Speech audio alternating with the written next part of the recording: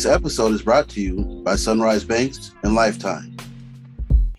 Welcome to another episode of BTT Discussions. I'm your host, Mike J., founder and CEO of Black Tech Talent. Today, I have a couple of very special guests from Protolabs. We have Oleg here and Angela.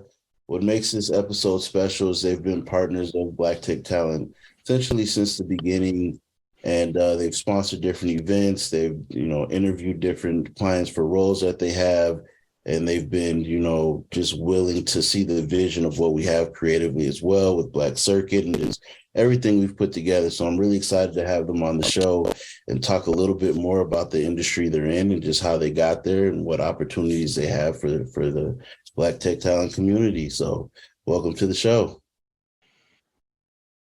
Thank you, Mike. It's great to be here. I'm looking forward to this. Yeah, it's great. So why don't you tell everybody a little bit about kind of where you're at today, and then we'll jump back into your journey. So talk about the title you hold and just a little bit about the company you're at. Sure. So I'm the Chief Technology Officer at Protolabs, and we are a medium-sized company with a global footprint. We're headquartered here in Minnesota, and we are both a software company and a manufacturing company. So we have an e-commerce site, and we have a network connecting people that want something made to manufacturers around the world. And we also have software that runs our own factories. So we work with entrepreneurs that want to maybe create their own device, and with medical device companies, and with companies that send rockets to space and make cars and all kinds of devices. And we take them from basically prototype, and they just need to try some things out, and they don't want to waste too much time waiting. They just want something in a couple of days or tomorrow, right? All the way to production, where they start making, thousands of these things and selling them all over the world. Oh, that's great. That's great. So talk a little bit about the type of machines you have to kind of make these products, and give a few examples of some things that you guys have created that, the public would know about.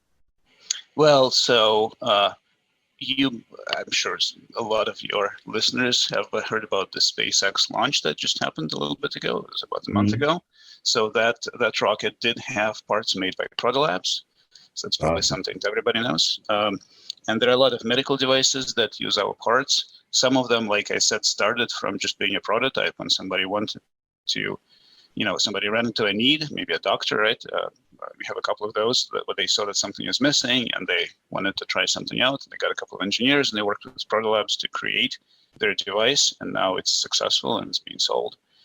Some of you maybe know a YouTuber called Mark Rober that does these things. He does, I think one of his more famous things is when he noticed that people were stealing Amazon packages from his porch. He started putting fake packages out there that blow up and send. So he probably saw that was it. Well, so he uses Protolabs parts in his setups. So, but yeah, we work with all kinds of entrepreneurs and also large companies, like I said, that deliver space and send rockets to space and make race cars and pretty much any kind of a device that needs to be made. Now, as far as the technologies that we use, this is getting a little technical, but probably most everybody knows about 3D printing. Mm-hmm. And we do that on industrial grade with really high precision.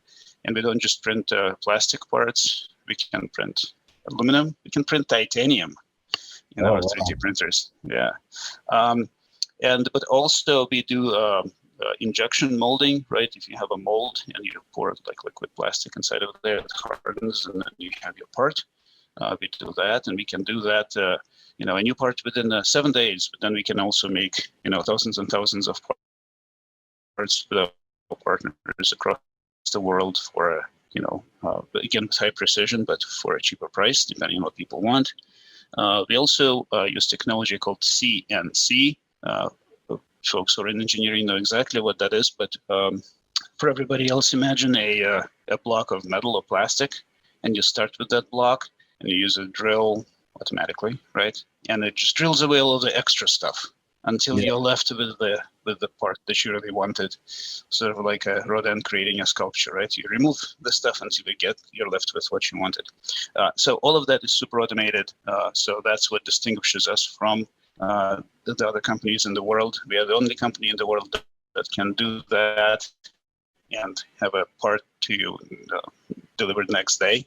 Because it's so automated, there's really nobody in the world that can do that. So that's why a lot of the designers and engineers love working with us. And then, of course, it's the fact that even after they're done designing their invention, right, we can scale it up to go to tens of thousands of parts and manufacture it ourselves with our partners that we vetted out. So that's what we do. Yeah, that's awesome. That's awesome. I love it. Yeah, when I was doing a lot of research for creating Black Circuit, which is the guy you see behind me, make sure the deals go good. That's our original superhero we've created. And so I was doing a lot of research on like costuming and stuff like that for some of the Hollywood movies you'd see. And I ended up coming across someone who did a lot of cosplay and did a lot of kind of costume, special effects stuff. And he actually had a 3D printed Iron Man suit that he put together. And then he partnered with this guy who has a jetpack company, and they flew around in 3D printed Iron Man suit. So that's the first time I was like, oh, they can 3D print with metal. That's interesting. So that's cool. That's a cool application to it. So tell me a little bit about how you came to be in this industry, right? We know technology is huge and there are many different fields and industries within it. And so it's always interesting to see how people, landed where they landed, whether it was super intentional and that was a field they wanted to be in from the beginning, or whether they came from a different industry and then found a new passion. So tell us a little bit about that. Yeah. Well, so I started out as a software developer and just sort of progressed through different ranks. And I was a director at CTO at different technology companies, but they were all primarily, I'd say, pure software play, right? When I was introduced to Protolabs, what struck me is that it's at the intersection of these two industries, right? Both computer engineering, software, right, and mechanical engineering, where you actually see the result of the software, and it's very physical, right? We program. We interact with the clients and we get their CAD model, but in the end, there is an actual physical thing that gets made, and it's very unusual for software, right? We help people in all kinds of industries, but to have the direct output of your software be a physical part is great. But also the possibility of what you can do once you marry two disciplines together was fascinating to me. I think that's where most interesting things happen, right? When you have sort of two industries that right at the intersection is where kind of cool stuff happens. Yeah, that's great. So was this your first role that got you into it, or were you at other companies that did the same thing at all? Yeah, so before Protolabs, I knew nothing about manufacturing. So of course, okay, so we are of course looking for talent. Folks, if you are looking at Protolabs and you're thinking, oh, what do I know about manufacturing? Look, I didn't know anything about manufacturing, and I'm the CTO, right? You can look. If you are a software engineer, and you're talented, you'll be able to pick up the manufacturing part of it, and it's super interesting. It's sort of like visiting a science lab sometimes. Yeah. At the same time, we do have mechanical engineers who are extremely proficient in all of this stuff, and that's of course why it's easy to come in for folks that are maybe less familiar with it. Definitely. And let's talk to a little bit about what you just said, right? Where it's like pivoting industries with skills that are transferable, but then having room to grow and learn, right? So in my position, I meet with employers and, I sit down and build out personas of the type of employees they would like to have. And I kind of listen to the journey of the employees they currently have and what worked and what didn't work. And so a lot of times I'll hear stories of, growth opportunities, or somebody coming as an intern and then ended up staying for 10 years and just growing, kind of through the ranks. And then sometimes I'll get, companies where that's kind of their backstory, but then they lose that at a certain point and they're trying to bring in people who are just already ready to go, that already kind of have these high level titles or have been in that industry for a long time. And so that ends up sometimes being a problem. And I think people forget the heart of like what creates the opportunity. Somebody who has drive, who has the ability to learn and to adapt, but that also just genuinely wants to be at the company, wants to be in the industry, and having those opportunities. So speak a little bit about, how you've put your team together and how important it is to find somebody, of course, that's proficient in what you need them to do, but also allowing that room to, be nurtured. Yeah, no, I think you put your finger right on that, Mike. Sometimes we can maybe talk ourselves out of certain opportunities, right, for whatever reasons. But it's important, I think, to realize that a lot of times what we're looking for is creativity and drive, right, and the willingness to learn and people being excited and enthusiastic, right.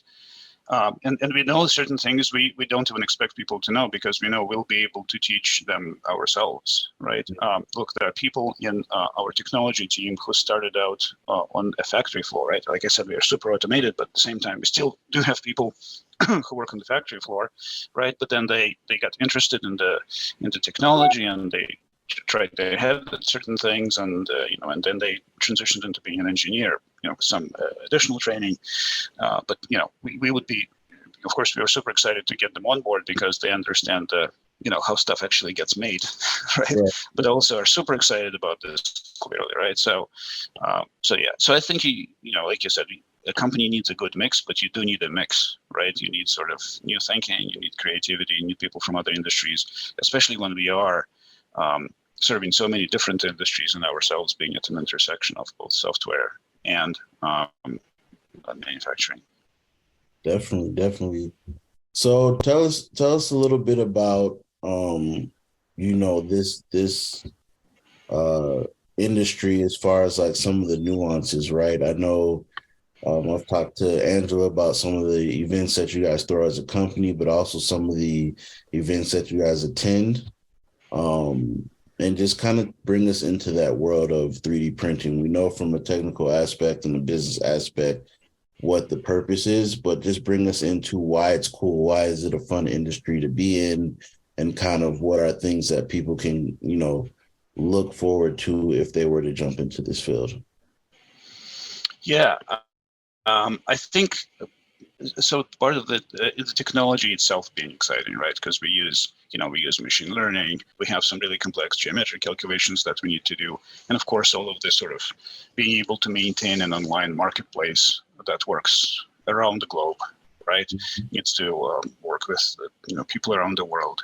Those are exciting technical problems to deal with, but at the same time, knowing that the clients that we have are all pretty much innovators, right? And the stuff that we do matters because we are helping put the woman on the moon, right? That's the plan. Right? We are helping people with create medical devices that will help with people's lives.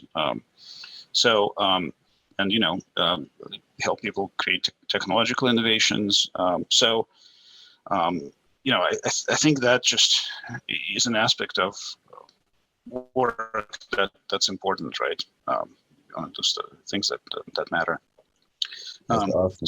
So that's exciting, and often we go to different conferences. Actually, somebody who works with me is at the moment attending a medical device conference, kind of talking about how people can use experimentation, right, and being able to, and how they can speed up trying certain things, right, by using technology. You don't need to really wait a long time for something to be made, right? You can have an idea and create it and see how it actually works and hold it in your hands.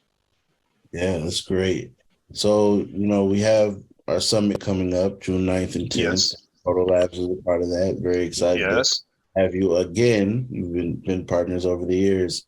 And so it's been cool to, have the parts at the tables and stuff and for people to kind of see the raw materials on that level. We also have an event we do called the Community Tech Fest.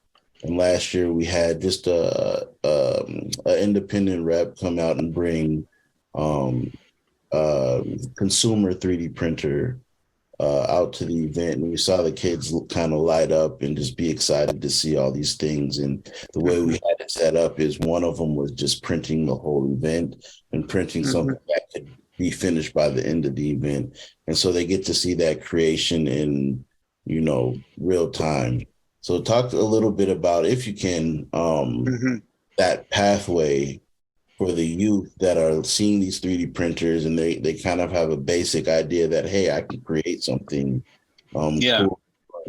But if a parent's looking to get their kid a 3D printer, or if they're in school and they have access to them, like what are some of the things that they could also be doing to kind of prepare for a career in this?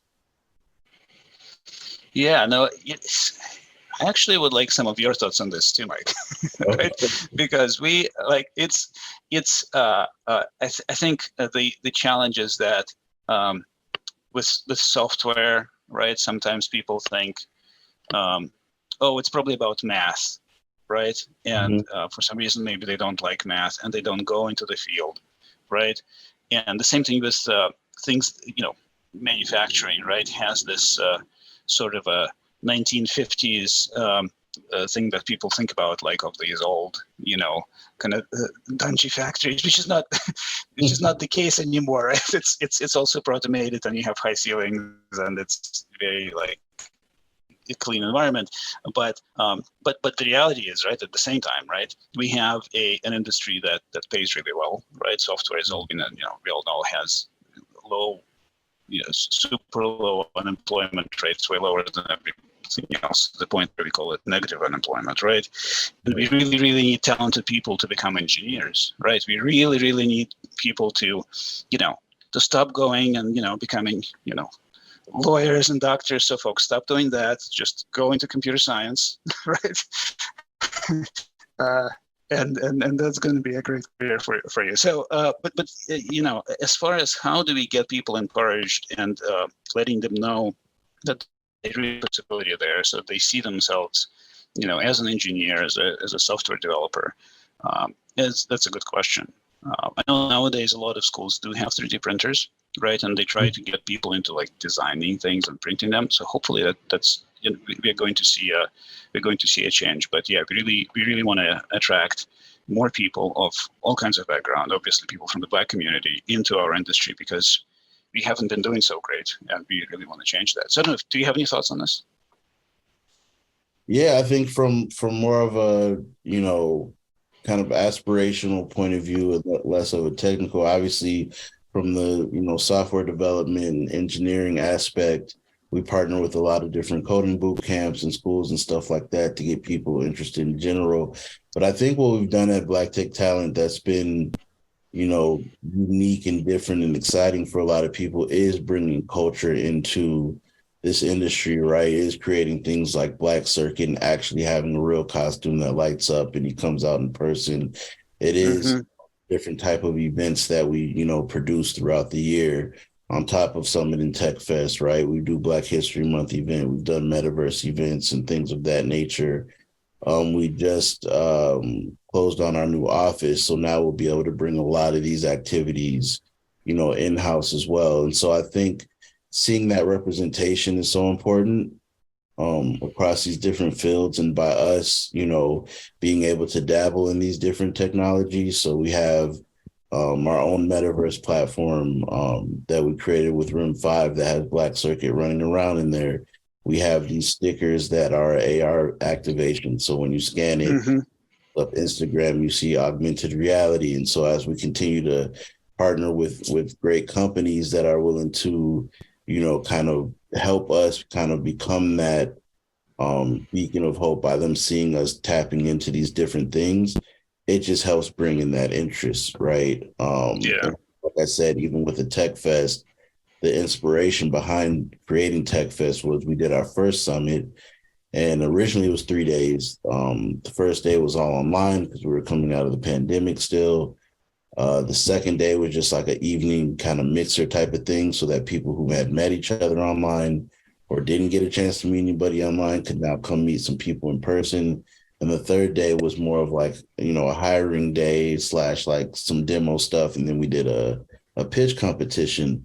And so when I was promoting the event in the media, on the radio and newspapers and stuff, I kept telling parents like, hey, bring your kids out to the third day. We're going to have robots. We're going to have this and that, like expose them to technology. And, if you've ever done media like you're doing today, you know that we sit on these platforms and we talk and we have a great conversation and we know we're doing something that's going to reach a lot of people. However, those people Yeah. aren't here in the room. So you don't know who you're impacting until people start, reaching out or showing up or applying or whatever it is. And when I was and then mind you, this is our first year. So the whole event, I'm not really knowing what's going to happen. I know what I'm trying to make happen, but I don't know what's going to happen. And a number of families and a number of, Black fathers showed up and brought their kids and they're like, hey, heard you on the radio talking about tech and saying, bring the kids. So here they are. Nice. Other one saying Yeah. he read it in the newspaper and was like, yeah, I brought my kids out. Can I get a picture with you? I want them to learn about this stuff. And so it's, that representation and being able to add that culture to it where people feel comfortable and less intimidated, I think is really, really, really important. And so once again, that's why we always thank all of our partners that participate in what we're doing, because it does take, a community of people from all backgrounds, all skill sets, in all different industries to come together and kind of help create the magic that we create. And I think that's what really gets people excited, because they go, okay, now I see people that look like me doing this. I've met people from the companies that do this. So now I can ask questions or ask for mentorship or reach out for a job when I'm ready. And so all of those things, where for some people don't seem complex because that is their world, for a lot of other people it is, right? It's Yeah. intimidating out to ask for advice or mentorship or internship. It's intimidating to apply for jobs you think you're not qualified for, right? Right. Um, I read a statistic that it was like white men are most likely to apply for jobs they're not qualified for. Mm. Black men is like very low, and then women of any ethnicity is like almost zero. Mm. Like if job description, if they don't have everything that's on the job description, they just won't apply, especially if they don't know somebody already at the company. And Yeah. so those are some of the things that we've worked with employers to help change, like the way they do job descriptions and go, do I need this, or am I just kind of using this as a Yeah. filter? Maybe filtering out somebody that you could mentor or teach, like we talked about in the beginning. And so we have our new platform as well, Techie. Angela knows about it. Protolabs will be a part of the first demo, but it's an employer matching app. So it's like Tinder, but for jobs. And so the opt-in from both sides, the employer and the candidate are both interested in each other, which helps, even the playing field. And also, because we are, a diversity-based organization, it also allows employers to find diverse candidates and search through the database as well, and not just have to wait for people who already applied, but also to take the initiative to do that search. And so, that's another example of like how we're trying to streamline those job descriptions and make it feel good to actually be interacting with the people who are interacting with us. So kind of a long answer, but like ultimately, like representation and collaboration, I think, are going to be the biggest things that are going to get the next wave into the industry. And then just Yeah. focus on the pipeline, right? Like we have the summit that is adult focused, that is people who are already career ready focused. But then we have Tech Fest, where it's like we still have those people who attend and look for career opportunities, but it's about the kids, it's about the next generation as well. Yeah. We actually started saying in our job postings, hey, Yeah. if you don't have all the qualifications, but you think this might be interesting, go ahead and apply. So I Yeah. think it might be actually the first paragraph that says that in the job Yeah. description, right? So yeah, and I think you have a great point about 3D printing making it so much more accessible for people, right? Because you can bring it with you and have it do stuff, and people can see it, right? Because for the other technologies we have, you're not going to bring a CNC machine Right. or a mold injection molding on a conference room floor, but yeah, 3D printing just makes it so much more accessible. Where you see, oh, this is how stuff is made. This is kind of cool, right? I could do that. I could actually could fuel my creativity as far as other things that can be made, right? Yeah. Yeah. Yeah. Definitely. Definitely. So what are some things you're excited about, kind of in the hot topics, just in general in technology? So, AI is a big conversation right now. Obviously, the metaverse, blockchain technology, all these different things. Like, what are some things that are getting you excited? I'm very excited about the large language models. That's the chat GPT that everybody hears about, as well as more of the sort of visual graphics technologies, right? But for the ability um, of artificial intelligence now to create art, I'm more excited as a consumer, right? Because I think it's fantastic that I can, put in a quick prompt saying, uh, create me something about a podcast conversation about technology, and it'll create a fantastic drawing. Right? But as more of a professional, right? I think large language models are can be just fantastically useful in many different aspects because we are already finding that for people that are maybe from other countries, right, or maybe work in a culture and environment that they're less familiar with, it's often a bit of a barrier because you don't quite know how to go about communicating what you want, right? Yeah. And they're already doing this where they're saying, what, I need to write this form to a lawyer or to the government, and here's what I want to say, and the large language model like ChatGPT will just spit out a perfectly appropriate, uh, uh, text in the right format that people would expect, right? In polite professional language, right? Whether it happens to be English or Dutch for our office in Amsterdam, right?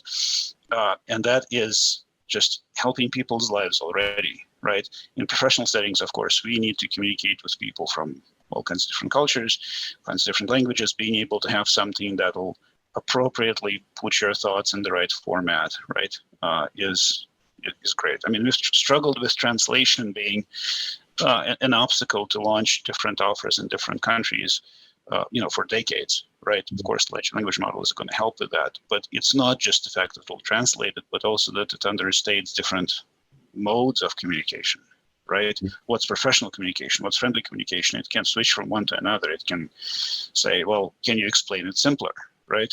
Can you give an example, right? And all of that is accessible is just fantastic. Now, of course, all of it needs review, right? Yep. It's wrong sometimes, right? But just the fact that it'll get you 90% there is fantastic. Yeah, I agree. I've used ChatGPT a few times. I actually am a writer of won awards in poetry and screenwriting. So it hasn't defeated me in like writing something significantly better than I've written. But what I use it for is, as you can imagine, as an entrepreneur, my emotional roller coaster every day is crazy, right? You wake up and open your email and it's like, yes, we love to sponsor. And then the next one's like, sorry, you didn't qualify for this. And then it's like, hey, looking for this job. Hey, we just hired this person. Hey, sorry, we can't do it. It's like literally up and down throughout the day. And so sometimes I use it for tone. Yeah. I'll write what I actually want to say, but maybe I just needed to soften it up a little bit and, tone of how I would say it based on my mood. So I've used it for that. Snapchat has one now called My AI, kind of like your Snapchat buddy, but I actually use it the same way I use Chat GPT, or I use it for research. So I'll go in and ask if it's familiar with something, and then if it says yes, then I'll go in and I'll use it to research things that I want to research or things that I want to know quickly. So I think it's interesting in that way. I haven't played with Mid Journey yet. I've played with a few other kind of AI artistic things, that those ones weren't that great, so I stopped playing with them. And the reason why I haven't played with Mid Journey too much is I'm a creative, so I don't want to jump down that rabbit hole because I'm super busy. Oh, but it's so tempting. I'll tell you. I had a presentation that I had to make, and I was showing it to my peers. And Brian, who's in charge of marketing at Protolabs, says, "It's a lot of text. You should add some. You should add some pictures here." And she's right, of course. So, but I'm thinking, okay, what kind of pictures am I going to add here, right? One of my slides is here are all the projects we've accomplished. Another one of my slides is here are strategic ideas, right? Well, so then I go, I don't know, I'll use Midjourney, right? Yeah. So I type in and I'm like, okay, create an illustration for a list of strategic ideas. And it creates this like fantastic picture of painting, right? Of like, it looks like maybe a museum and there are all these different sculptures and there is a sculpture of a man holding a light bulb that like lights up, right? That's just great, right? Yeah, you can see, okay, strategic ideas, right? But that is just fantastic. So, but I can see how you would you would not want to be tempted, because once you start using it, it's just so easy. Oh yeah. Well, I'm already plotting on once I jump down there, I'm gonna be putting my short films in there and seeing if it can come up with storyboards and Oh my yeah. poetry. So I already know once I jump in, it's gonna be a thing for me. So I'm waiting until the time's right. But on a more serious note, you have a lot of people who are afraid of AI and kind of the things that it can do or that it's already done as far as conversationally. One of those fears obviously is like people losing their jobs being taken. Um, Mm-hmm. my take on that, but I want to hear your take on that as a CTO and somebody at a company that is kind of in both lanes of the hardware and the software. What do you think? Well, I think it will change jobs, right? Mm-hmm. Because I mean, it's no different than any of the other technology advancements that we have. Like, look, we don't have elevator operators anymore. True, right? Some jobs do get eliminated, but most jobs just become different, right? So the question is not, um, you know, um, oh, I'm a doctor. Will this thing replace me in making diagnosis? The question is, I'm a doctor, so how I can use this tool, right, so that I'm better at making diagnosis, right? This is actually not a great example for large language models because that's not where its strength is, but uh, its strength really, like it can do all kinds of things, right? But really the strike zone, what it's best at is what you've described, right? Being able to help with tone, right? Or rephrasing things, right? And that is super useful. And that's not about elimination. It's about creating a better product in the end. So I think Yeah, for a lot of professions, it's just going to be an assistant. So in coding, right, in software, one of the things that it can also do is create code or look at code and sort of an equivalent of rephrasing, right? Make suggestions, right? Um, it's it's not that it'll start creating code for us because it can generate code that's complex enough, right? But it's one of those things where it can be a coding assistant, right? yeah, Whereas you need smaller, simpler tasks, or you want suggestions on the things that you already have, you can have this assistant kind of by your side, helping you. And we have tools like that already. It's just this one, by using large language models, they can be so much better and they can make us so much more productive. definitely, definitely. And I think, essentially on the same lines where we've seen industries kind of change and adapt, right? And people adapt, right? We always adapt and figure out different ways to kind of utilize different tools. And I think it's, the biggest thing is for it's going so fast, I think, as far as what the public has access to, that people don't know actually how they're supposed to utilize it in their everyday life if they're not in one of these industries where it's obvious that, yep, I use this to draft emails or to do research or to look at my code or whatever it may be, right? And so I think that goes back to our conversation of like making sure there's representation and that everybody kind of can see culturally as well how they're supposed to be using some of these things or just what the opportunities are within using them. And I think a lot of times, especially with the tech field, um, Black people and people of color in general kind of get left behind. And by the time we're introduced to these things, they're already built the way they were supposed to be built, and there was no influence coming into it, right? And so, Yeah. um, I see it like a good example that's not the same, but of the cycle of what happens is like social media platforms, right? People build social media platforms and they put it out and it's supposed to be one thing. And then Black people get a hold of Twitter and it's something else. Get a hold of Clubhouse and it's something else. Get a hold of TikTok and it's something else, right? But by that time, we weren't a part of the process of making it. A lot of times we don't have any equity in it. A lot of times, a lot of Black influencers don't even get direct deals, right? They're, you know, at the mercy of views, just like any other, consumer would use things. And so that's another thing we want to, make sure we're doing with these different events and these podcasts and everything we put out is to make that stuff less intimidating, more culturally relevant, and then to hopefully inspire the next generation to just be inclusive from the start while building these things so that it can be more,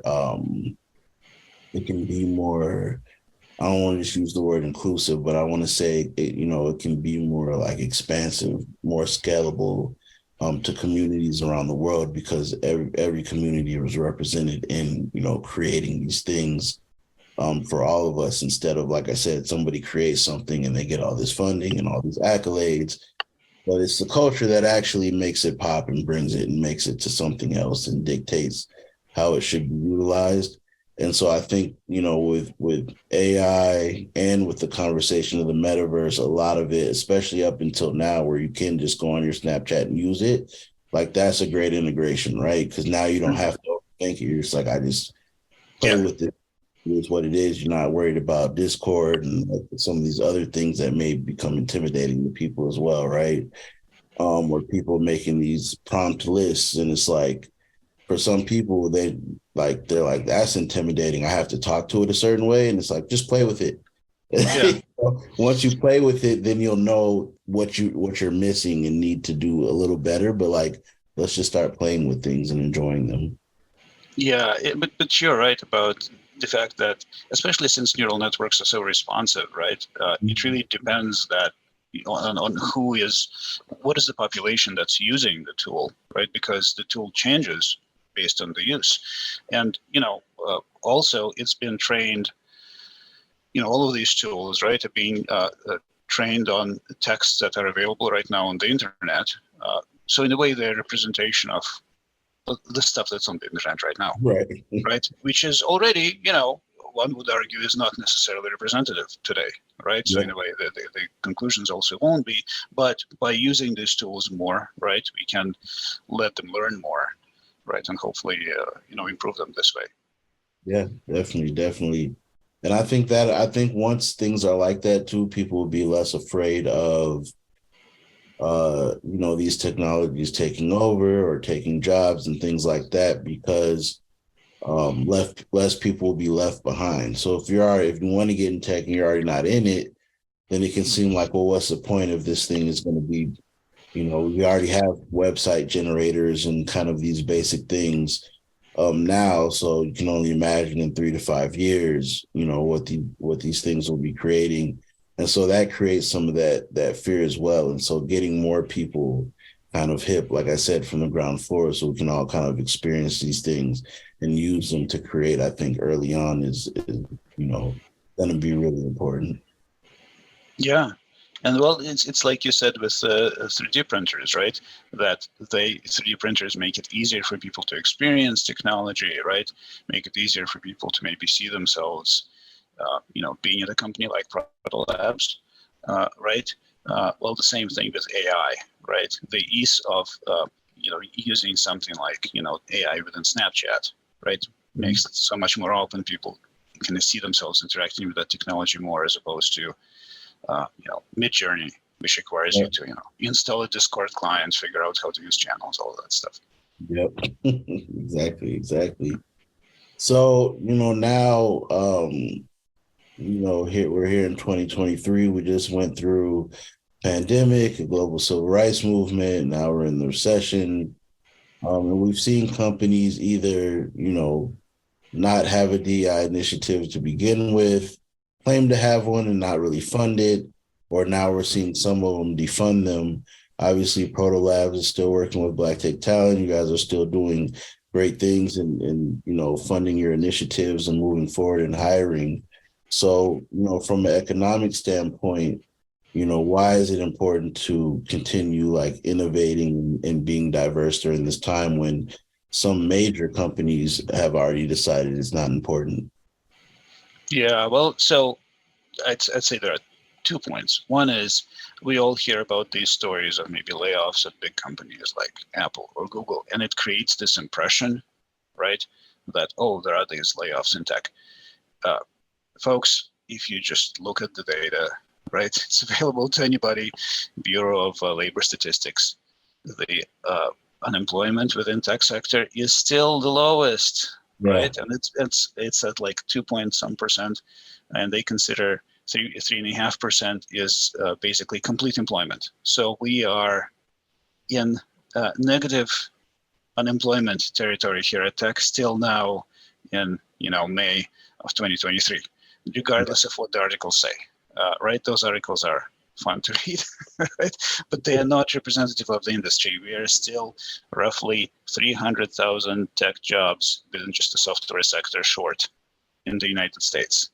And there is no way we can fill that with new graduates or with technologists coming in from abroad, because there's only 30,000 people allowed in from other countries per year, right? Compared to 300,000 deficit. So we need more talent. We need more people to come into the industry from other industries.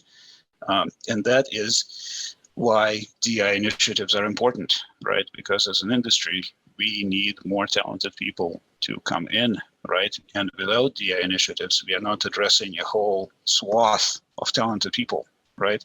That we need to be able to attract, and we need to be creative and productive within our industry. So that's how I view it.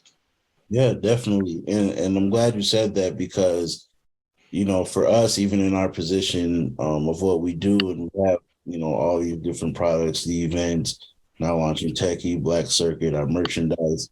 I created the company in a way where, because it started during the pandemic, in my previous startup was in the event space. And I used to always tell everybody like, yeah, we're recession proof, because in recessions, like people still want to be entertained. This is why they built the Coliseums.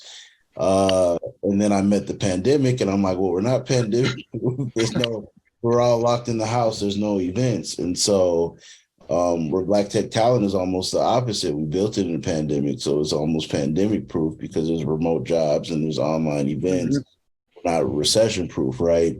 And so, but for us, when people reach out and they're looking at all these articles, I say the same thing you said, where it's like, yeah, you might see, Meta, Facebook, lay off 10,000 people.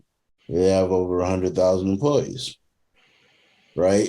But to the Yeah. average, they can't even fathom one company having that many employees, right? And so to them, they're like, oh, they just laid off half their staff, and it does seem like they hear this from all these different, companies. And so for us, that's why we focus on finding the right partners.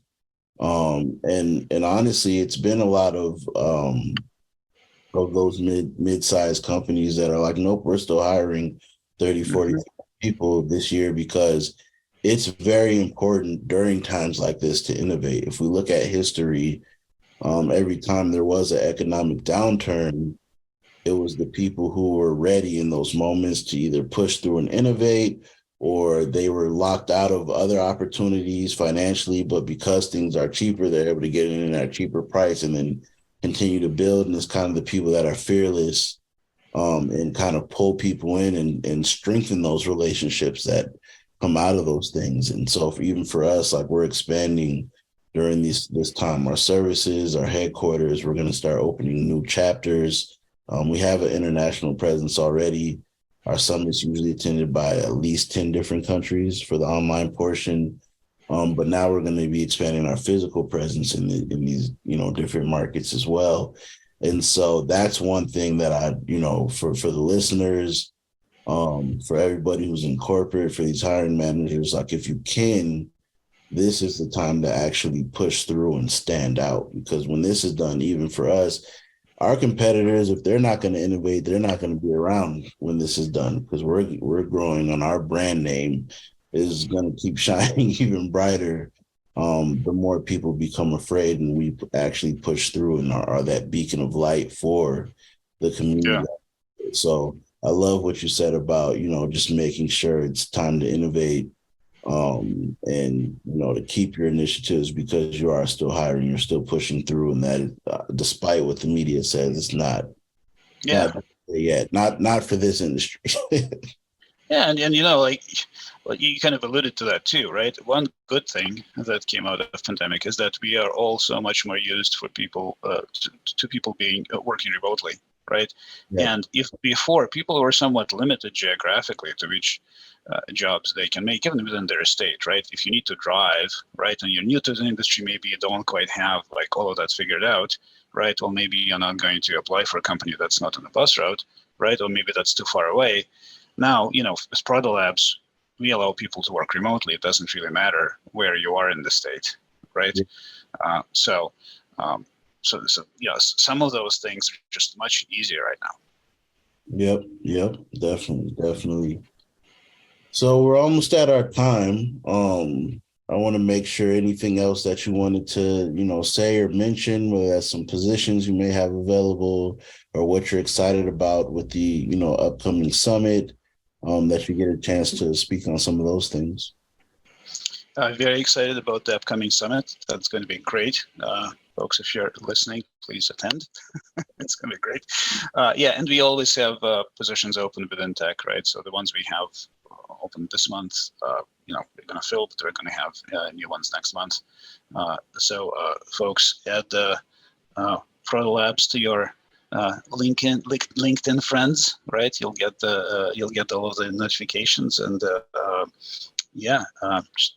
Mike, thank you for inviting us. Very excited about your events, and thank you for the partnership. Awesome. Sounds good. Well, like I said, I appreciate, working with the Protolabs team. Like I said, over the last couple of years, we're going into our third year. So, to believe in us, early on, as Angela has, and like I said, I'm a creative as well. So when I talk about things like Black Circuit and gets excited and talks about ways we could potentially collaborate and put both worlds together of the 3D printing and what I'm trying to do with bringing a superhero to life has been really cool. And just, hearing about all the different initiatives has been important. So to be able to say, like, we're still early, but we've done a lot in a small amount of time, and Protolabs has been a part of that journey from the beginning, is definitely special. So I appreciate you, being on the show and kind of giving that insight into your world and your journey. And it's been important. All right. Thanks, Mike. Thank you. All right. That's a wrap. Thanks for tuning in for BTT Discussions. Stay tuned for the next episode. Peace. This episode is brought to you by Sunrise Banks and Lifetime.